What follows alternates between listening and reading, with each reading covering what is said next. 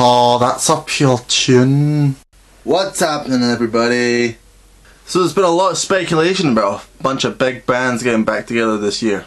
For instance, last month Ozzy Osbourne hinted that Black Sabbath could be getting back together for a spell. The last time this happened was when the band got together in the studio in 2001, an engagement that Ozzy broke off because he wanted to focus on his solo career. However, this week Geezer Butler said in an official statement the band have no plans to get back together whatsoever. Also this week, Beady Eyes' Liam Gallagher stated that Oasis, his former band, will never reform.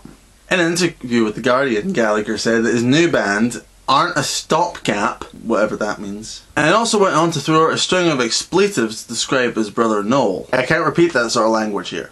This is the family show. I'll tell you what though, you know who is getting back together? That's right, Steps. According to an insider, the group are getting back together for a one-off charity performance. This week, the industry's best and brightest got together for a spurious round of back-patting and navel-gazing at the annual Brit Awards at the O2 in London.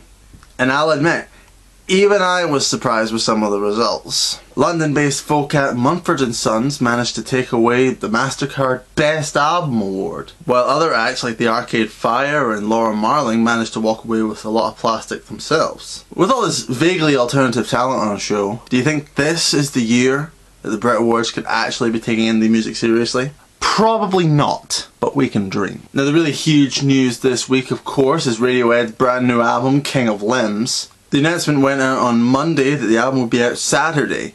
That's pretty much the shortest pre-release build-up in the history of the industry. The band have set up a dedicated website, link in the underbar, where people can not only download the album in their choice of MP3 or WAV, but can also order what the band are calling the newspaper album version, which comes with a CD of the album, 2 10-inch vinyls, and a collection of different artwork pieces. On the day of the announcement, increased traffic from Radiohead fans managed to crash the Radiohead fan site at teesweb.com, even though they got a tip off a couple of days before to get some extra bandwidth on the go. A couple of days ago, the band released the video for Lotus Flower, the first single off the album, which is of course our featured track this week. Remember, if you want to submit your band to be featured on the show, or you got some news you want to talk about, hit us up at puretunesmusic@googlemail.com.